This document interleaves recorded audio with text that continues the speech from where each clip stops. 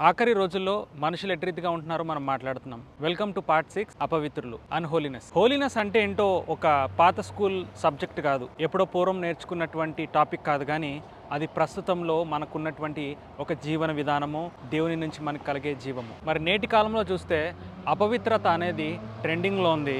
తర్వాత పరిశుద్ధత అనేది ఎక్కడా కూడా కనిపించట్లేదు. మరి పవిత్రత అనేది చాలా రేర్గా మనకు కనబడుతుంది. ఎక్కువ మంది పరిశుద్ధతను ప్రాక్టీస్ చేయట్లేదు, కానీ లోకానుసారమైన జీవితంలో చాలా మంది జీవించడానికి ఇష్టపడుతున్నారు. సో ఈ విషయంలో మీరు ఎటువైపు ఉన్నారో ఒకసారి గమనించండి. ఒకటి గుర్తుపెట్టుకోండి, మీరు అపవిత్రంగా ఉండి దేవునికి ప్రార్థన చేసి, దేవా నన్ను ఆశీర్వదించు, నాకు కావాల్సిన అవసరత తీర్చు అని అంటే దేవుడు వినగలడా అనేది ఒక్కసారి మీరు ఆలోచన చేయండి. చాలా మందికి రూల్స్ చెప్తే నచ్చవు, రిస్ట్రిక్ట్ చేస్తే నచ్చదు.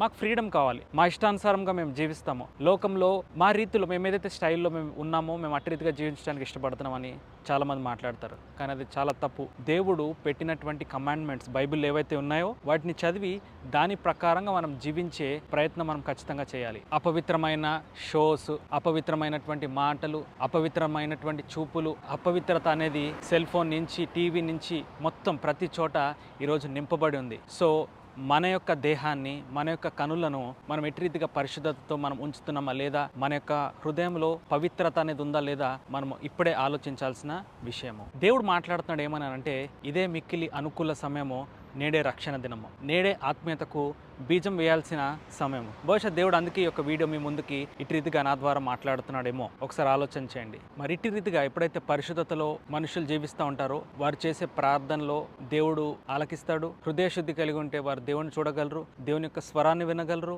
దేవుని నుంచి దైవాశీర్వాదములు, కావలసిన ప్రతి మేలుపకారములు దేవుని నుంచి ఖచ్చితంగా పొందుకోగలరు. ఈ వీడియోని బట్టి మనం గుర్తుపెట్టుకోవాల్సింది ఏంటంటే, దేవుడైన ప్రభు పరిశుద్ధుడు కాబట్టి మనం సమస్త ప్రవర్తన యందు పరిశుద్ధులుగా ఉండాలి, అపవిత్రతతో కానే కాదని గుర్తుపెట్టుకోవాలి. మరిన్ని స్పిరిచువల్ అడ్వైజర్స్ కోసం ఛానల్కి ఫాలో అండ్ సబ్స్క్రైబ్. మీ ఫ్రెండ్ ఎవరైతే అపవిత్రులుగా ఉంటారో వారికి ఖచ్చితంగా ఒక వీడియో షేర్ చేయండి. God bless you all and praise the lord.